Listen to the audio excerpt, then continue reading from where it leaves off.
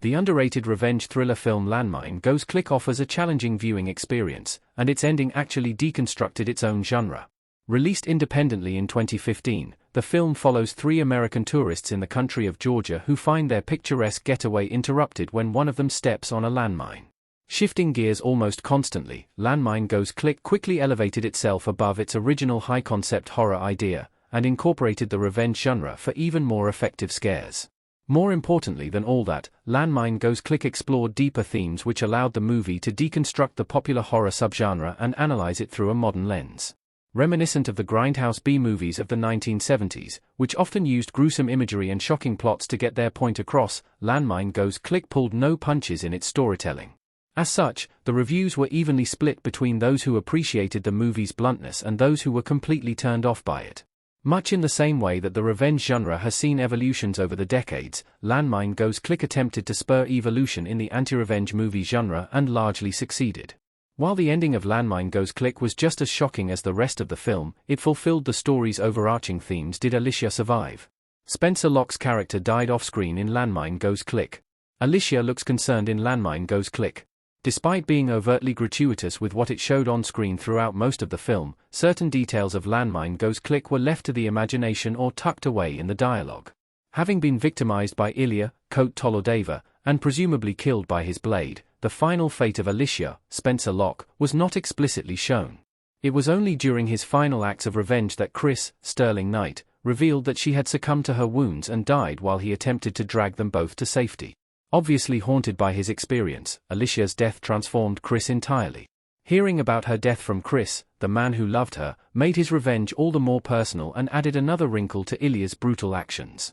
Ilya had obviously not given a second thought to the American tourists after he left them in the ditch, and it was his own arrogance that eventually came back to haunt him. Alicia's death somehow paled in comparison to the other things she suffered at the hands of Ilya, and the ending of Landmine Goes Click mirrored many of the other great revenge films in that it is about revenge on behalf of someone else. What happened to Daniel? Daniel's actions were more important than his presence. Daniel pretends to talk on the phone in Landmine Goes Click. Landmine Goes Click made a hard left turn when it was revealed that the supposed accidental encounter with the landmine was actually an elaborate setup by Daniel, Dean Gia, to punish Alicia and Chris for their affair. Daniel eventually left the scene, presumably to let the duo suffer, but the movie never revealed exactly what happened to him. Considering his nonchalant attitude with Davy, Georgie Tsava, he most likely planned to return to have the last laugh on his unsuspecting victims, but he never anticipated the arrival of Ilya. Daniel served his purpose as the inciting incident for the story, but he was much more important than that. The ending of Landmine Goes Click was the culmination of the ultimate revenge, but there were myriad examples of smaller revenge throughout. Though he was far from a good guy, Daniel was somewhat exonerated by the fact that the landmine was a fake from the start, and though emotional torture is still wrong, he had no intention of physically harming anyone. Like many of the best indie horror movies of the 70s, Landmine Goes Click's obvious inspiration, the film used its limited resources to scare most effectively. Daniel didn't need to turn back up because he illustrated how a small act of revenge could balloon into absolute chaos. Ilya knew the landmine was fake. A truly twisted example of psychological torment.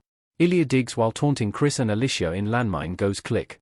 One of the most brilliant aspects of writer-director Levon Bakir's vision for Landmine Goes Click is the subtle way the story twists the knife and makes even the darkest plot points all the more harrowing with one small detail. After building excruciating tension all throughout Ilya's game with Alicia and Chris, the scene is punctuated with the revelation that Ilya knew the landmine was fake the entire time. While it is one thing to portray the villainous character of Ilya as a brutal opportunist, it makes him even more vile when it is revealed that he allowed them both to suffer for no reason other than his own amusement.